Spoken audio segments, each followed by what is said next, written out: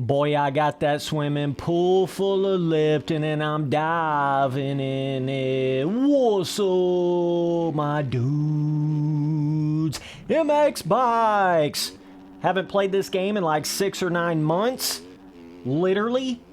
It's been a while. Can't even tell you the last time I played it, bro. But I thought, hell, I'll go in here and check out some of these 2024 ARL Pro Motocross tracks. I'm on Fox Raceway right here.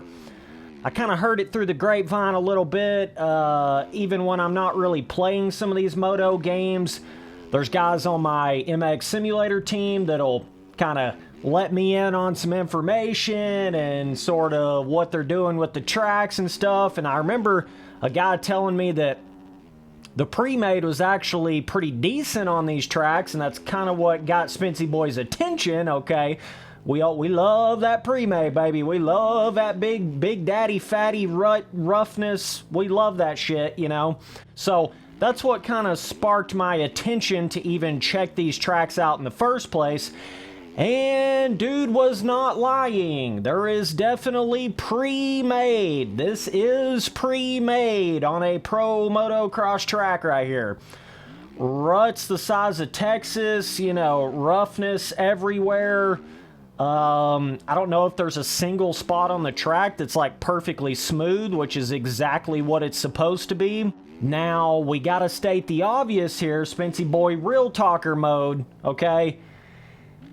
With MX Bikes being more down the arcadey vibe and the feeling like you're levitating a foot above the ground with the physics system of the game, you basically have to have the biggest possible pre-made roughness on a track, or it's going to feel like you're on a flat surface. It's not even going to feel like anything. So, you know, yeah, I mean, when you get to a game like MX Bikes, it has to have it. I mean, and even when you do have really big roughness on MX Bikes, it still ain't nothing like hitting roughness on MX Simulator. Real hardcore 2017 style roughness, it's not the same. You just imagine, you know, that levitating sort of floating up off the ground kind of feeling that you have with the lower inertia on MX Bikes. It's basically like, you know, you got to make everything an extra foot or two taller to even feel it at all in the physics system. So, you know, with MX Bikes, if you try to go in there and like make a half-assed, you know, roughness or a half-assed, you know, kind of braking bump style motocross track, it's just gonna feel like there is no roughness on it at all. And when you put gigantic, you know, bumps and roughness going into a corner, it'll feel like there's a little bit of something there on MX Bikes. And I feel like that's what this Fox Raceway track is.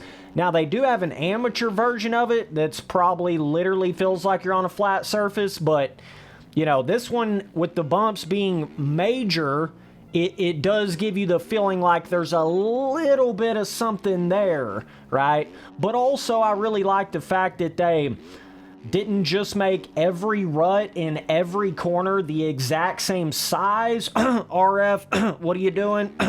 You know what I'm saying? That's awesome. It's okay if you have certain corners where there's one bigger rut that everybody wants to go in one rut, but there are ways to balance that, you know. RF's gotten so caught up on MX Simulator with, like, you'll go into a corner, there'll be, you know, 3 or 4 ruts in it, but they'll all be the exact same size, and none of them will actually be that full-blown pre-made rut size that you expect it to be. Feels like you're kind of on like some sort of a amateur, you know, pre-made style track or something. That's the way the MX Simulator RF tracks have been since the 2017 days. Now, granted, they used to be really bad, really flat back in like the 2019, 2020, good God almighty, we can never go back to that. Okay, yes, they have started to make the roughness and the ruts bigger, the pre-made bigger on Sim, over the last few years, but it's still, I don't feel like ever fully got back to that 2017 level, or even like what this feels like on Fox Raceway on bikes. This really has that character to it. You know, if you're trying too hard to make the pre-made around the deformation system, then it like limits the amount of character. And like I say, when you make every rut the same size, well, then it's like every corner feels the same, every rut feels the same. That's not the vibe that I get from this Fox Raceway on bikes. This feels like you go into one corner and there's like, some of the ruts are real big, some of them aren't as big. Then you go into another corner and the ruts are even bigger, you know, and then you got ruts going into other ruts and flowing in a certain way, and then character up over a rut into a jump face or into a landing. This is just how you're supposed to do pre-made, specifically with pro motocross tracks. I don't know why they ever made them with less on any dirt bike game. I don't know how many times I have to say it, been saying it since day one. There is no replacement for pre-made. So yeah, either way, obviously, graphically, these tracks look good on bikes. You know, they put the time in to make everything look as good as it can visually, and all the off-track stuff and the decals and everything like that. I just think it'd be beneficial for them to expand that scaling just a little bit. Expand those corners a little bit. I think they're really close to it, like kind of with the way that MX Bikes plays. You know, it's like real smooth on the corner entry, and the way the dirt feels. I feel like it's, you know, they're not trying to make it too like frictiony, like some, you know, super deep sand or some bullshit. It feels just pretty good overall, right? That's kind of the impression I got from the Fox Raceway. Like I say, some of the other tracks, they may have made the scaling a bit bigger, I'm not sure, but we may take a look at those in some other videos. But I will say, on both MX Simulator and MX Bikes' Fox Raceways, I still feel like they're a little bit small on the overall scaling side. Especially when it gets to some of the tighter corners. They just start to kind of feel more like a trail track than a, you know, motocross track in a video game, which is supposed to be higher speeds, you know, that sort of a thing. Now, I will say, when you have bigger pre-made, it allows you to carry more speed. It allows you to hit, like, inside ruts harder.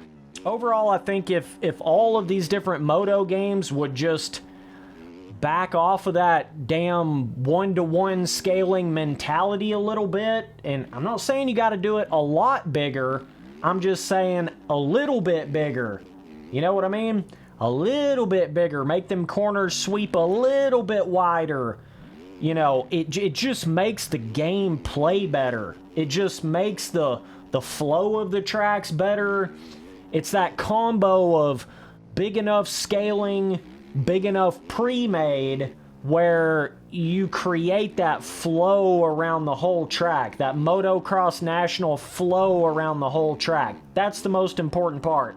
I'm not saying you can't have one or two corners that are real tight, but in general, you know, you always want it to feel like it's a little bit bigger, like 20% bigger than what it would be in real life, and it'll play twice as good in a dirt bike video game. They've always been like that. Just saying, man, they have always been like that. Don't matter if you're talking about a simulator, an arcade sim hybrid, an arcade moto game. They've always been that way, bro.